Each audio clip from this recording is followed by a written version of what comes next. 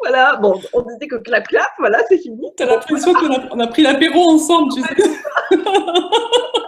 5h15, mais bon. C'est ça.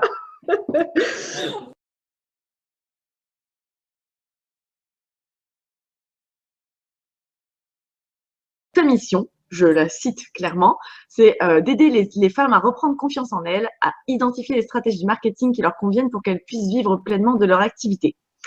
Est-ce que tu peux nous parler de ton cheminement jusqu'à Revel Coaching et jusqu'à cette envie d'aider ces femmes dans cet objectif-là? Avec plaisir. Bonjour Céline. Oui. Merci de m'accueillir dans cette interview. Je suis vraiment contente de participer avec toi. Alors, par rapport à ce cheminement, en fait, à la base, bon, je commence depuis le début, hein, c'est peut-être c'est pas trop, voilà, mais pour qu'on comprenne, j'ai commencé par une école de commerce et donc j'ai fait ça un peu parce que j'aimais bien le marketing, mais sans trop savoir exactement ce que je cherchais dans la vie. Et puis j'ai commencé à travailler pour différentes entreprises et ça se passait bien. Sauf que moi, ça n'allait pas du tout, quoi. J'avais vraiment l'impression de servir à rien, finalement. Je voyais pas du tout l'utilité de ce que je faisais. Je me disais, ça peut pas être ça la vie, quoi. Ça peut pas être ça la vie professionnelle. Mais pour autant, j'ai continué. Et puis, malgré le fait que ça n'allait pas, je me disais, non, mais ça va venir, ça va venir. Et puis, j'ai continué, jusqu'à ce que je me retrouve dans une situation, donc dans mon dernier emploi, d'harcèlement moral. Et donc là, j'ai pris la décision d'arrêter parce que c'était juste impossible de continuer. Et ça a été une très bonne décision, même si sur le moment, je ne l'ai pas vécu comme ça, mais vraiment, ça m'a donné le temps de dire, non, en fait, c'est pas du tout ça que je veux faire, et de prendre le temps de la réflexion pour identifier ma mission. Voilà. Donc ça a pris un certain temps, parce que j'ai passé beaucoup de temps à chercher, à me demander qu'est-ce que ça peut bien être, et puis je voyais vraiment pas, c'était vraiment le vide. Et puis petit à petit, j'ai commencé à me remettre en action, c'est-à-dire qu'à force, tu vois, cette période de harcèlement moral, c'était une période aussi de repli sur moi. Donc j'étais beaucoup dans la réflexion, ça tournait beaucoup, je lisais beaucoup, mais j'étais pas vraiment dans l'action. Et puis bon, j'ai recommencé à m'ouvrir, à agir un peu. Et puis j'ai eu comme un déclic, j'ai rencontré quand j'étais enceinte de mon deuxième enfant, une sophrologue qui m'aidait donc dans la préparation de l'accouchement. Et cette personne-là, en fait, ça allait bien plus loin que la préparation à l'accouchement. Ça a été une véritable révélation où elle m'a ouvert les portes de qui j'étais, de ma mission de vie, de ce que j'avais envie de faire.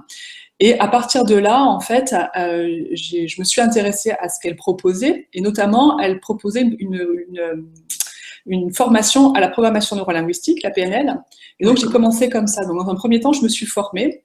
Et puis, j'ai commencé à cheminer. Et puis, l'idée m'est venue, c'est-à-dire que je voyais cette sophrologue qui m'avait énormément apporté, qui est une femme géniale, mais qui n'avait pas vraiment de clients, quoi. Elle n'avait pas beaucoup de clients, c'était difficile pour elle.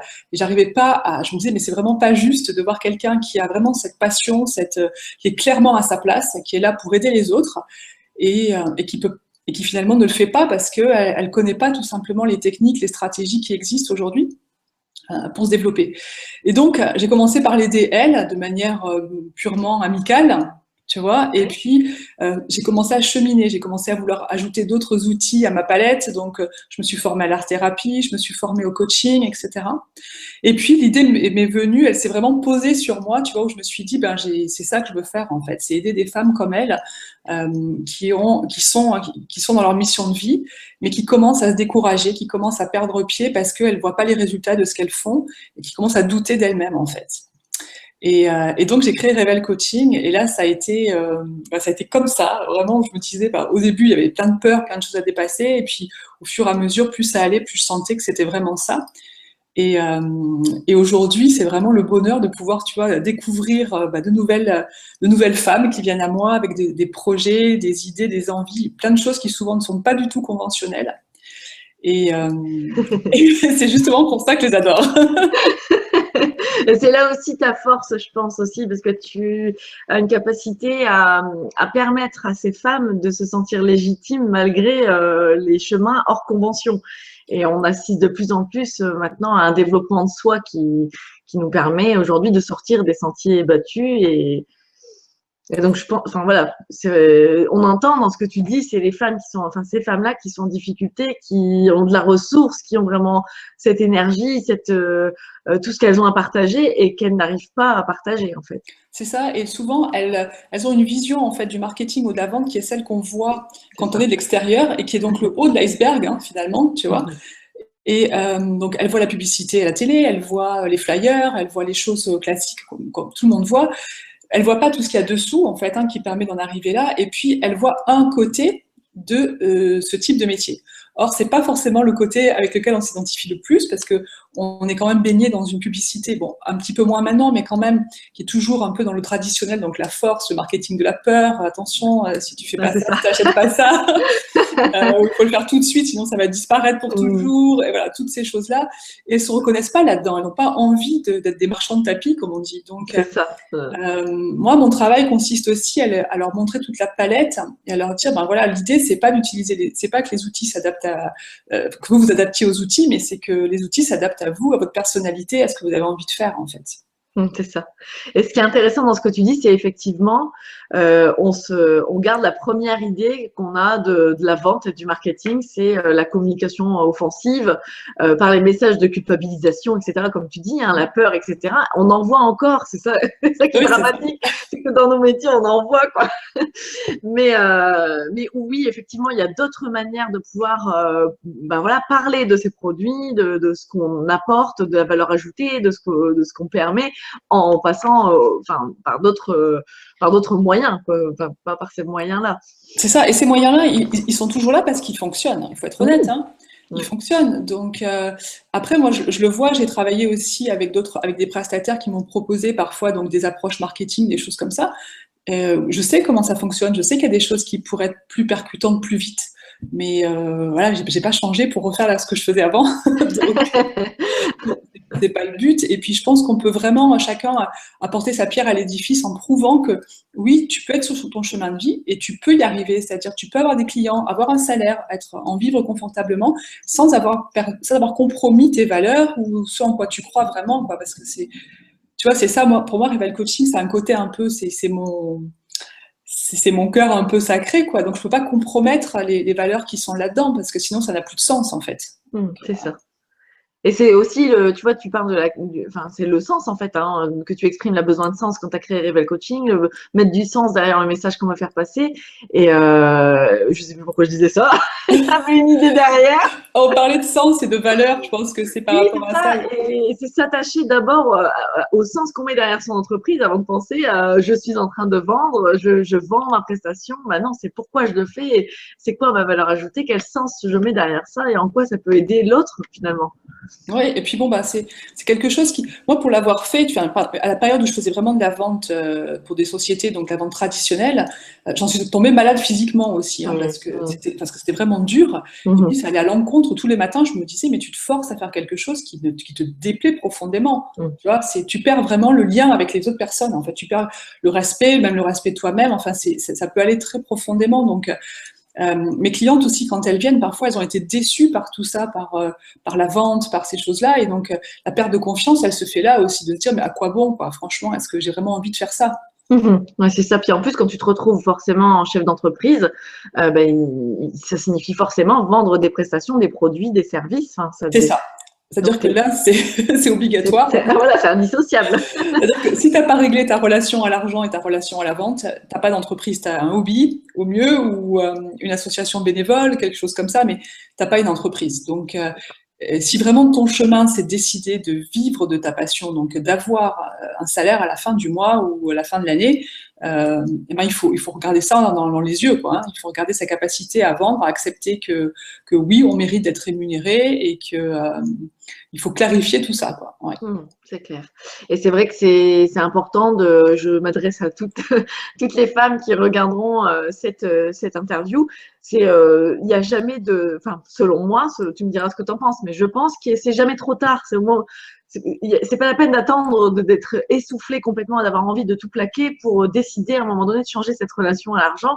C'est à partir du moment où je ressens que j'ai une croyance, un blocage, quelque chose qui fait enfin voilà, qui fait en moi, ben voilà, je peux toujours agir dessus. Je ne sais pas ce que tu penses de ça. Je suis tout à fait d'accord avec toi et je trouve que tu as vraiment raison de le soulever parce que c'est un point essentiel. Souvent, en tant que femme, on a parfois du mal à accepter de se faire aider. On se dit, bah, je dois tout gérer toute seule et on attend le moment où, et moi la première, hein, j'ai attendu Oui, le harcèlement bien moral, le sûr, burn-out pour faire quelque chose, tu vois. c'est ça. On attend aussi ce dernier moment et puis alors qu'à tout moment, on peut le faire de manière plus douce du coup Mm. et puis bah, plus efficace aussi, quoi. C'est ça, l'esprit un peu plus clair, un peu plus C'est ça, détendu. tout à fait. Mais quoi qu'il en soit, si vous sentez que vous arrivez au bout du bout et que vous avez quand même envie de prendre les choses en main, faites-le. Hein. C'est Oui, dommage oui, d'avoir des regrets. c'est jamais trop tard, c'est jamais trop tard. C'est ça.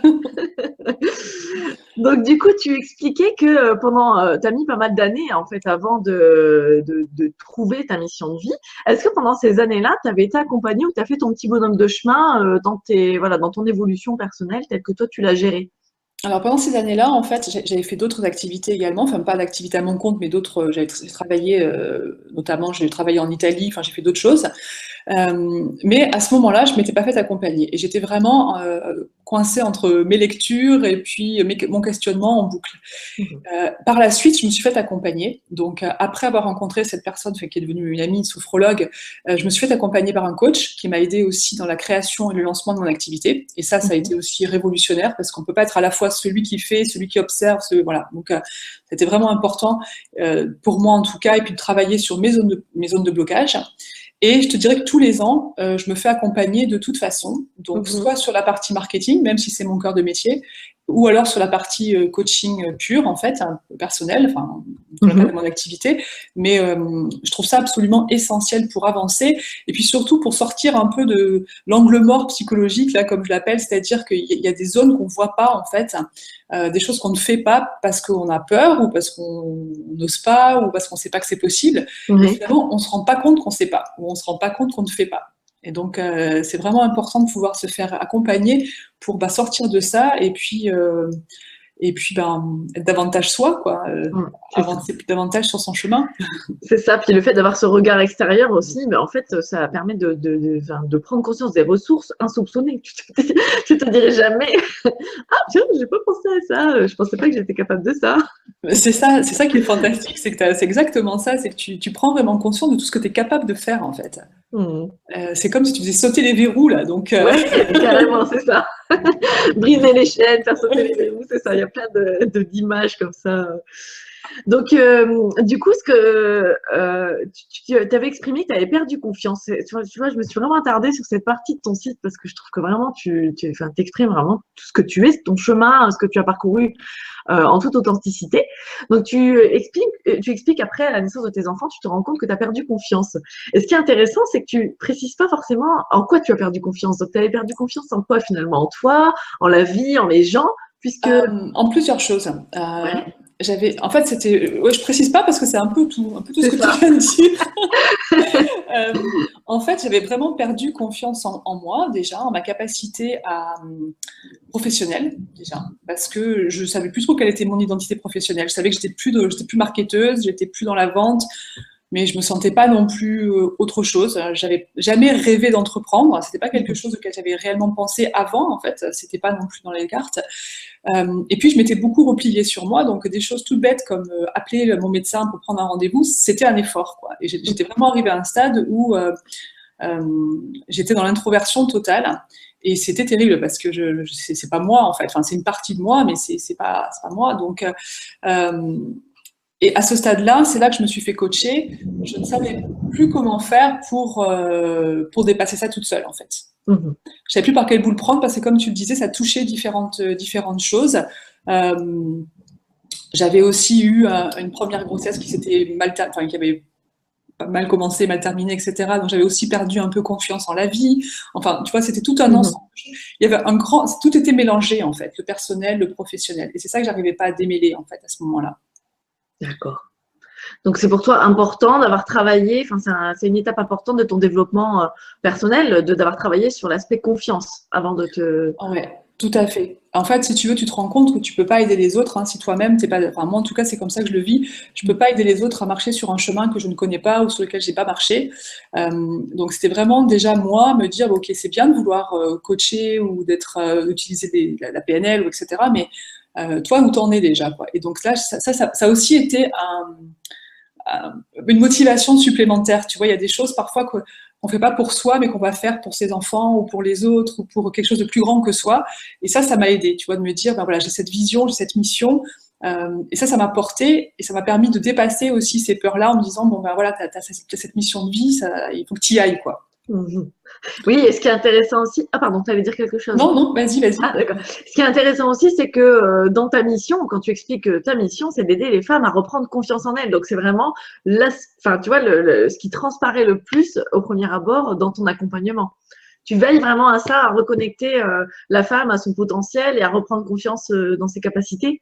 Oui, parce que je sais que si une fois une fois qu'on se reconnecte à ça, à ses capacités, on est capable de tout. Moi, aujourd'hui, quand mes clientes viennent à moi, je peux pas dire ce qu'elles vont faire. Je ne sais pas enfin, je ne sais pas ni la taille de leurs ambitions, ni ce qu'elles peuvent révéler, ni ce qu'elles peuvent faire. Tout ça, ça leur appartient. Moi, ce que je peux faire, c'est les aider à se reconnecter à elles pour qu'elles puissent faire sortir tout ça, en fait. Et le but, c'est vraiment de créer, tu vois, c'est un cadre, mais ça fait un peu comme les bras, tu vois, c'est un peu un cadre où elles peuvent venir et puis on travaille cette confiance pour qu'elles puissent avancer sur leur chemin, qu'elles créent leur chemin. Et tout le marketing, ça va venir là-dessus, c'est en soutien aussi, c'est-à-dire moi, je vais adapter les stratégies que je leur propose en fonction du niveau de confiance où elles sont. Tu vois, je vais pas dire à une cliente qui est comme moi j'étais au tout début, bah écoute, tu vas faire 10 conférences, allez, c'est parti, on y va, on le fait, tu vois. On Ouais. travaille vraiment aussi on construit la confiance par l'action, mais Oui, étape par pas à étape. pas. C'est ça, on va pas tout brûler non plus. Ok, donc du coup, ça y est, tu as trouvé ta voie. Ça y est, là, tu décides après avoir travaillé sur ton développement personnel. Et donc, c'est à ça que je veux en venir, c'est que tu as vraiment bossé ton développement personnel pour en Énormément. arriver là. Ouais. Je continue d'ailleurs, il y a du travail encore, je peux te dire. Et je crois qu'en fait, c'est toute notre vie. Au fur et à mesure qu'on avance, bah, c'est toujours des étapes qui nous demandent plus d'énergie, plus d'action ou plus de ressources qu'on ne connaît toujours pas et qu'on va toujours, enfin, voilà, quoi, on se découvre et on grandit tout le temps. Donc, enfin, c'est plutôt logique. Donc, du coup, ce qui m'interpelle aussi dans ton parcours, c'est est-ce que tu considères que l'aspect de développement personnel, ça a été la clé pour toi pour pouvoir vraiment tout ouvrir et y aller? Alors oui, parce que j'avais l'aspect marketing déjà. Mmh. Tu vois, donc en fait, oui, pour moi, ça a été ça, parce que en fait, si tu veux, je considère que, et je le vois, je l'ai vu dans mon développement, à chaque étape de chiffre d'affaires, si tu veux, va correspondre à ce que moi j'appelle une porte, un peu, c'est une peur, en fait, que toi, tu as dépassé. Moi, ma peur, c'est pas la même que la tienne, etc. Tu vois, et chacune, il va falloir qu'on dépasse ça. Donc là, il y a une part de développement personnel, enfin, quand tu fais en tout cas une activité qui te plaît de manière authentique. Et donc, cette peur-là, il faut la dépasser. Mais à côté de ça, si tu n'as pas toute la stratégie qui te soutient, donc savoir comment communiquer, où, comment vendre, à qui, etc., toutes ces choses-là, tu n'as pas toute la structure, donc ça n'avance pas non plus. Donc aujourd'hui, pour moi, les deux vont de pair, l'aspect confiance, développement, et puis l'aspect stratégique à côté. Ouais, c'est ça. C'est ce mix-là, ouais. Et ce que j'ai remarqué, c'est que le développement personnel, en amont, s'il n'est pas bien bossé, si on n'a pas une bonne assise, si on n'a pas une bonne estime de soi, une bonne confiance, enfin un certain degré de confiance en soi, en ses capacités et en ses compétences, ben, on est un peu bloqué. Ouais, t'as raison. Je suis tout à fait d'accord avec toi, c'est essentiel. Si t'as pas ça, en fait, si t'as pas cette estime, cette confiance, ben en fait, au moment de poser les actions, c'est la paralysie. Donc C'est ça. c'est là où on entend dire aussi, ben voilà, j'arrive pas à passer à l'action, je procrastine, je suis débordée, j'arrive pas à m'organiser. Tous ces symptômes-là, en fait, le problème vient de l'intérieur, hein, ce que tu dis. D'ailleurs, pour moi, l'entrepreneuriat, c'est clairement un chemin de développement personnel. Exactement. Ça, c'est clair. Je pense que de toutes mes expériences de vie, alors je pense que de ton côté, ça va être la même chose, hein, parce que pour avoir passé autant d'années à lire, à aller à des séminaires, des conférences, à vraiment apprendre sur toi, ça a été ta plus grosse part, je pense, d'apprentissage sur toi-même. Et ce qui m'a, enfin, c'est ce que je ressens. Moi, pourtant, j'ai vécu un burn-out aussi au boulot. Enfin, j'ai été maman. Enfin, voilà, je me suis découverte aussi des faces cachées de moi-même, enfin, un potentiel que je ne soupçonnais pas, etc. Mais vraiment, là, en 4 ans d'entrepreneuriat, je crois que c'est ce qui m'a apporté le plus dans mon développement perso. Ouais, c'est ça. C'est que tu passes par toutes les couleurs de l'arc-en-ciel. Hein. C'est ça. Toutes les peurs, les choses que tu avais mises sous le tapis. L'avantage, c'est que, Oui. oui. Ah ouais, Tu m'avais perdu. C'est bon? C'est bon, tu es revenu. L'avantage, c'est que toutes ces peurs-là, honnêtement, sur le moment, on les vit peut-être de manière difficile, mais en fait, elles nous montrent le chemin, elles nous montrent ce qu'il y a à travailler pour pouvoir avancer, quoi, tout simplement. Est-ce que c'est la peur d'être visible? Est-ce que c'est la peur de gagner de l'argent? Est-ce que c'est la peur de réussir, d'échouer? Voilà, toutes ces choses-là qui concrètement peuvent nous freiner. Oui, complètement. Donc, quand tu vois, on parle de stratégie marketing, c'est des mots qui font un peu peur, hein, on en parlait tout à l'heure. Est-ce que tu peux nous expliquer en quelques mots, par exemple, avec des exemples, ce que ça peut être, voilà, la stratégie marketing pour une créatrice de bijoux, pour une prof de yoga, enfin, tu vois, des exemples comme ça. Je ne sais pas si c'est possible d'en donner comme ça. Oui, en fait, en termes marketing, si tu veux, tout commence par ton socle. Par ta base. Donc déjà, l'idée, c'est de savoir exactement ce que tu veux, c'est ta vision d'entreprise. Donc là, concrètement, moi, quand mes clientes viennent à moi, c'est déjà d'identifier est-ce que leur activité telle qu'elle a été définie, telle qu'elles l'ont définie, est viable. C'est-à-dire que tu vois, si demain, je dois faire 15 séances par jour, tous les jours, pour arriver à vivre de mon activité, ça colle pas. Il y a quelque chose qui va pas. Donc il y a déjà ça, cette vision à regarder. Ensuite, il y a la partie client, donc savoir exactement qui est mon client, à qui je m'adresse, parce que vendre, c'est avant tout créer une relation. Et on ne peut pas créer une relation avec des gens qu'on ne connaît pas. Il faut avoir un minimum d'infos dessus. Donc, c'est ce qu'on va appeler la cible en marketing. C'est vraiment un mot horrible. C'est vrai. C'est le client. Et puis, ça va être ce que toi, tu apportes. Donc, identifier quelle est ta valeur ajoutée, ce que tu apportes, et de là, créer ton offre et ton prix. Une fois que ce socle-là est fait, de là, tu vas pouvoir identifier les stratégies. Et là, il y en a plusieurs. Ça peut être des stratégies. Donc, globalement, on va dire il y a 2 grands courants. Tu as un courant qui est le courant plus traditionnel, où on va aller faire des réunions réseau, on va aller prospecter, on va téléphoner, ce qui va être donc aller chercher le client, un peu plus dans le dur. Et il y a l'approche qui se développe en web marketing, qu'on voit de plus en plus, que tu pratiques aussi, et que voilà, que moi je pratique également. C'est une approche qu'on va attirer à nous, en fait. On va parler de nos valeurs, on va parler de ce qu'on souhaite accomplir, et puis on va attirer nos clients plutôt que d'être dans le forcing, d'aller les chercher. Donc, globalement, je dirais qu'en fonction de la personnalité de chacune, c'est vraiment d'identifier, de se poser les bonnes questions. Qu'est-ce que je veux? Comment est-ce que je veux gagner ma vie? Combien de temps je veux passer à travailler? Est-ce que je veux travailler à distance ou localement? Dans ma personnalité, à quoi est-ce que je suis bonne pour créer du contact? Est-ce que je suis très bonne quand je suis en réunion réseau? Est-ce que je suis très bonne par téléphone? Est-ce que je suis très bonne à écrire, à faire des vidéos, etc. De trouver ce qui nous plaît le plus. Et puis déjà de commencer par ça et d'y aller à fond. Et c'est surtout ça qui est important, c'est d'y aller tous les jours. Je crois que le jeu, c'est un jeu de persévérance ici. Oh oui, la persévérance, c'est sûr que c'est indéniable. On est obligé de passer par la fin, je pense. C'est un peu comme le sport, tu vois, tu peux pas dire j'ai fait une action marketing et puis bon, c'est bon. Voilà, on peut pas aller une fois à la salle de sport et c'est bon, malheureusement. Ouais, c'est ça. Et puis tu parlais aussi tu parlais aussi de tes clientes qui sont aussi dans les métiers de l'aide, de l'accompagnement. Il y a aussi un marketing de l'accompagnement. Moi, je me suis formée à ça aussi spécifiquement, mais on ne vend pas de l'accompagnement comme on va vendre des barres chocolatées ou des chaussures, quoi. Tout à fait. C'est pas le même principe. Hein. On va pas prendre une séance. Je vais pas prendre une séance chez un praticien parce que j'ai 50% gratuit, quoi. Ah oui, c'est vraiment quelque chose qui est super choquant. Voilà, donc tout ça aussi, il y a des approches qui sont pas du tout adaptées. Celles qu'on voit aujourd'hui, elles sont pas du tout adaptées à ce type d'accompagnement. Donc voilà, il faut aussi trouver. Je pense que l'idée, c'est vraiment de trouver ce qui fait sens, de suivre ce qui fait sens. Ouais. Si ça fait pas sens, si ça sent pas bon, si on se sent pas bien, faut pas faire. Ouais, c'est ça. Ouais, c'est important. Oui, c'est vrai ce que tu exprimes, parce qu'avec alors je sais pas si on peut dire ça comme ça, mais tu vois, les achats groupés un peu que tu peux faire sur certains sites, ils te proposent clairement de faire des séances de coaching à 20 €, enfin voilà, moins 50% du prix, enfin voilà, de faire une offre offensive pour pouvoir vendre. Mais c'est comme si tu allais chez un psy qui te fait, ou chez ton médecin traitant, allez, parce que vous êtes venu, je suis le nouveau médecin de la ville, je vous fais moins 50. Ouais, c'est ça. Vous avez un rhume, je vous fais l'otite avec. C'est ça. Donc, Pas possible. Non, non, non. non, et puis dans l'accompagnement, il y a aussi une notion de maturation. On a besoin de respecter le fait que nos clients, Oui, ils viennent à nous quand eux sont ils prêts, sont pas prêts. quand Tout à nous, fait. on a envie d'avoir des clients. Voilà, Mhm. c'est quand eux sont prêts. Donc ça aussi, c'est pas le fait d'en refaire un rabais ou leur offrir un cadeau qui va les faire maturer, quoi. Ça va être, tu vois. Donc Ouais, complètement. Je suis complètement d'accord avec toi. Ça, c'est clair. Et il faut prendre conscience de la, voilà, et mesurer que c'est important. Cet aspect-là, il est vraiment essentiel, quoi. oui, ouais, ouais, tout à fait. C'est important dans la communication que ça puisse transparaître aussi, ça. Ouais. Tout à fait. Ah ben écoute, déjà là, je pense que les filles, vous avez matière à cogiter un petit peu. Alors du coup, où est-ce que tu en es aujourd'hui avec Rebel Coaching? Qu'est-ce que tu as envie de vivre avec ton entreprise? Ben là, écoute, je suis sur une nouvelle aventure. En fait, donc là, tout se passe bien dans le sens où mon agenda est plein régulièrement. Donc, je suis vraiment contente de pouvoir accompagner mes clientes. Ça, c'est vraiment, pour moi, c'est le top. Et là, je me suis lancée dans une nouvelle aventure qui est donc un programme en ligne.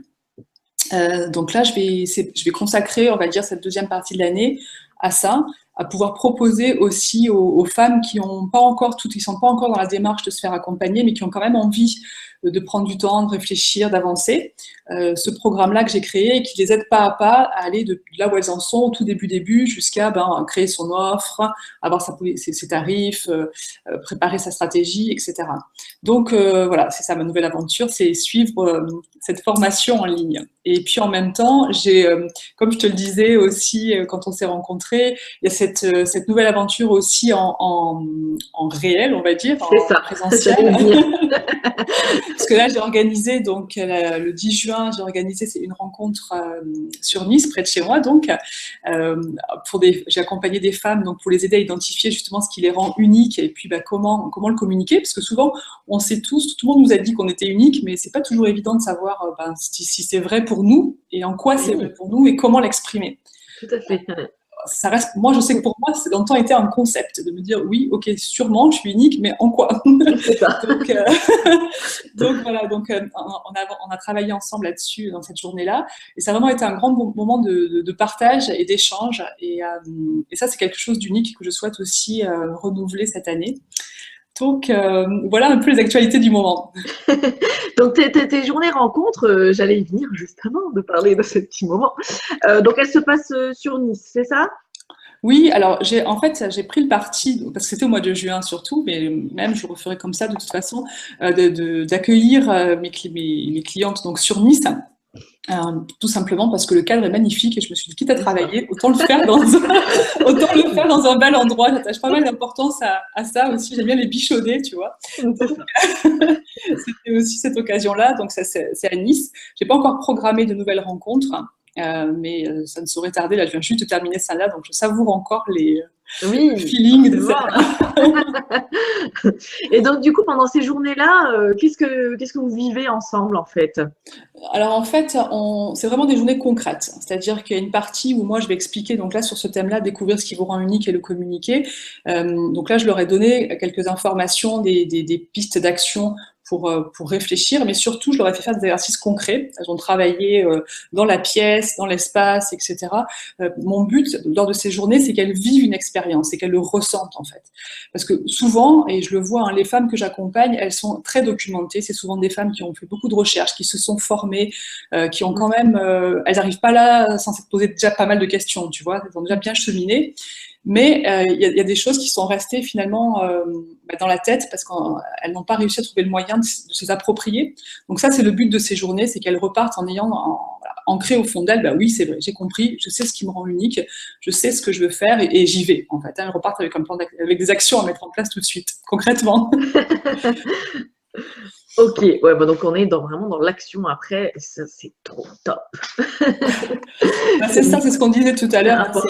Il y a un moment, c'est ça qui va nous faire avancer. Hein. Sans action, t'as pas d'entreprise. Donc, C'est ça, parce que c'est bien beau les journées où tu peux réfléchir, enfin voilà, où c'est, voilà, on se pose des questions, on réfléchit ensemble, on grandit, mais après finalement, bah après, qu'est-ce qui se passe? Bah, je sais pas. Donc, non. c'est ça, c'est qu'il faut faire le lien avec c'est exactement ce que tu dis, parce qu'on sort de son contexte, mais c'est important de pouvoir revenir dans son contexte et de pouvoir tout de suite C'est ça. appliquer ce qu'on a fait. Voilà, exactement. Ouais. Super. Bon, ben, du coup, j'aurai ta newsletter qui me dira quand est-ce que se passe cette deuxième journée. Tu as un groupe Facebook. À Oui, qui tout à s'adresse ce fait. groupe? Est-ce que Alors, c'est ce uniquement groupe... des clients? Pardon. Non, vas-y, vas-y. Est-ce que c'est Excuse-moi. uniquement celles qui se sont inscrites à ta newsletter ou c'est ouvert à toutes les personnes qui ont envie de, du coup, être visibles et retrouver leur voix? Alors, en fait, ce groupe, à la base, il est là en soutien d'une formation gratuite qui s'appelle 7 jours pour oser être visible et se faire connaître. Donc, c'est une formation qu'on peut s'inscrire à partir de mon site revelcoaching.com. Elle est gratuite et pendant 7 jours, tu reçois des emails avec des actions concrètes pour t'aider à dépasser cette peur d'être visible quand on entreprend, cette peur de se montrer sur les réseaux, sur le blog, en vrai. Tout à fait. Et donc, ce groupe-là vient en soutien de la formation. Donc, l'un va avec l'autre, en gros, hein, et on partage des thèmes en fait qui sont liés justement à ça, à ce qu'on voit dans la formation. Mais c'est devenu aussi, c'est un groupe qui, j'en suis super contente, qui a pris aussi de l'ampleur où on adopte, pardon, on n'adopte pas. On parle de plein de sujets différents aussi, enfin, toujours liés à l'entrepreneuriat, bien sûr, mais c'est surtout devenu un groupe d'entraide et d'échange. Et ça, pour moi, c'est super important parce que quand on est entrepreneur, on est souvent seul, finalement. Et on a vraiment besoin de trouver sa communauté, hein, de trouver aussi des personnes avec qui partager, échanger, voilà, parler de ses petits soucis, de ses succès, voilà, de tout notre quotidien. Donc voilà, donc venez nous rejoindre. Voilà, c'est ça. Donc le groupe, c'est oser être visible et oser retrouver votre voix, c'est ça? Ouais, c'est ça. C'est-à-dire, c'est vraiment l'idée. Pour moi, il y a deux choses importantes. La première, c'est d'oser se montrer tel qu'on est, ce qui est déjà pas simple. Et ensuite, c'est d'oser dire qui on est. Et ça, c'est encore autre chose. D'arriver à communiquer vraiment et de manière professionnelle. Parce que c'est ça aussi dont on parle. Hein, d'arriver à trouver cet équilibre pour chacune où on va montrer qui on est sans forcément partager. Moi, par exemple, je partage jamais de photos de mes enfants. Donc, voilà, on n'est pas obligé de tout dévoiler, mais c'est de trouver aussi cet équilibre et puis oser communiquer, oser se mettre en avant, ce qui est pas toujours simple non plus. Est-ce que tu t'adresses à toutes les entrepreneuses, celles qui démarrent, celles pour qui ça marche, ou uniquement celles qui sont en difficulté aujourd'hui? Alors, majoritairement, je m'adresse quand même à celles qui rencontrent des difficultés. Elles sont à différents niveaux de développement. J'en ai qui débutent, d'autres qui ont déjà des clients, donc d'autres qui ont déjà un certain flux de clients, mais qui arrivent à un palier, qui n'arrivent pas à passer au-dessus. Globalement, voilà. Mais elles ont toutes des difficultés spécifiques. Donc, c'est souvent soit lié à la stratégie, comme je te disais, soit plus à l'état d'esprit, à la façon au blocage personnel, on va dire. Donc voilà. Donc, voilà. Donc c'était un conseil. Donc si tu as un conseil à donner à une nana qui vit des difficultés dans son entreprise, je peux donner deux conseils. Alors deux conseils, vas-y. Déjà, le premier conseil, si vous êtes en difficulté, pour une personne qui serait vraiment en grande difficulté, ça serait de se faire aider, de trouver une personne avec qui elle a un bon feeling, avec qui elle sent qu'elle partage des valeurs, les valeurs sont les mêmes, que la façon de travailler se rapproche, vraiment pas forcément se laisser impressionner par les éléments de succès qu'on peut voir, mais vraiment de chercher ce feeling, parce que c'est vraiment ça qui va permettre d'ouvrir et de se révéler. Donc déjà, première chose. Et puis pour celles qui sentent que bon, il y a quelques difficultés, mais globalement ça va, c'est surmontable toute seule, c'est vraiment de passer à l'action tous les jours, d'agir, et surtout, c'est le plus important, d'agir quand on ne voit pas de résultat. C'est-à-dire qu'on sait quand on se lance que ça va prendre un certain temps, je le dis souvent, mais c'est comme le jardinage, tu plantes la graine et t'arroses, même si tu vois pas la fleur pousser. C'est ça, oui, complètement. Et de pas se décourager, ça va venir, voilà. Complètement. Ça. L'action, les filles. C'est ça, l'action. Bah, écoute, merci beaucoup Nathalie pour tous ces merci à toi. conseils et ce bel échange. Merci à toi Céline, c'était un plaisir.